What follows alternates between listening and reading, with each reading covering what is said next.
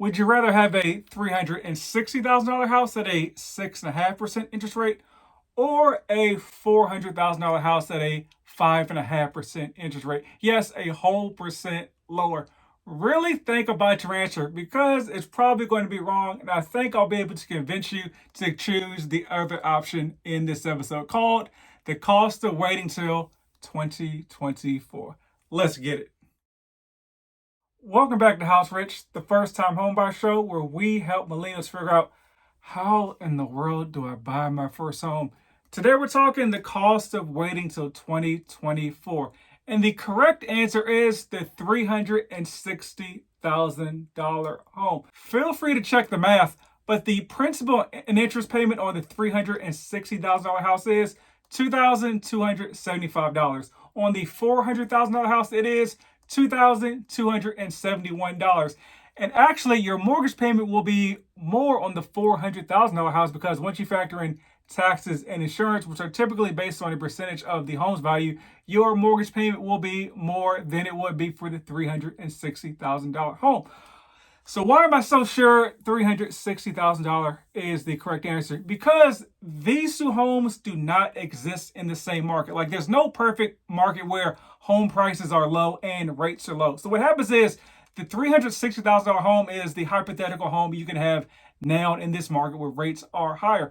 Once interest rates go down, what happens? Folks like you want to jump off the sidelines and get into the game. That means there's going to be more demand. The supply is still exactly the same. So if we think back to Econ 101 and that good old supply and demand chart. So once the demand goes up, supply stays the same, and then price goes up.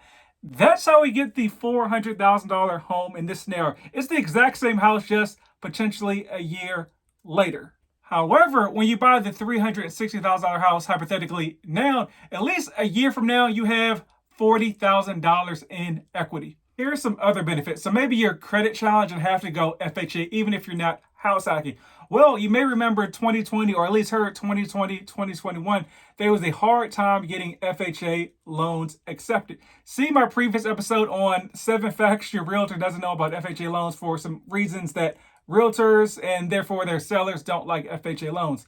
But you're more likely to get your FHA offer accepted now because there's less competition. If you got the only offer in this FHA, the seller most likely will take it if it lines up with their price requirements. Here's another hack for you.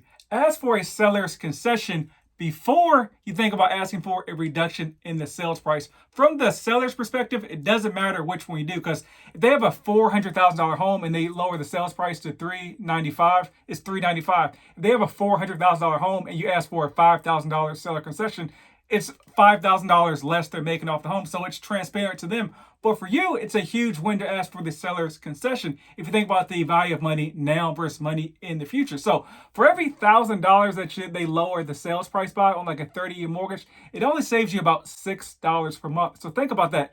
If it's a $5,000 reduction, that is $30 a month or $360 a year. But you can have $5,000 in your pocket right now. So if you divide 5,000 by 360, back from the math break, the math comes out to 13.8888 years. So essentially it would take you almost 14 years to recoup the benefit of the $30 a month saving versus having $5,000 in your pocket right now. So once again, I'd rather have 5K now than 5K in basically 14 years. Wouldn't you? And also, let's think about refinancing in the future. I don't know when rates are going to come down to the low fives to where there's a benefit to you to refinancing, but it will happen at some point, maybe a year, maybe 2 years, but it will come down in a bit. And so once again, home prices will go up when rates come down. A factor that impacts your interest rate is the loan to value ratio. So once again, buying a home now and refinancing it maybe a year or 2 years in the future, your loan to value ratio will be better because you're buying the home basically at the bottom of the market, and then you get to refinance when you're at the top of the market. So at that point, you can actually benefit off the lower rates. When you own the home, rates going down and home prices going up is a benefit to you because obviously you're not in any competition with anybody when you're refinancing. It's just you and the lender. So you get all the benefits of the loan to value ratio.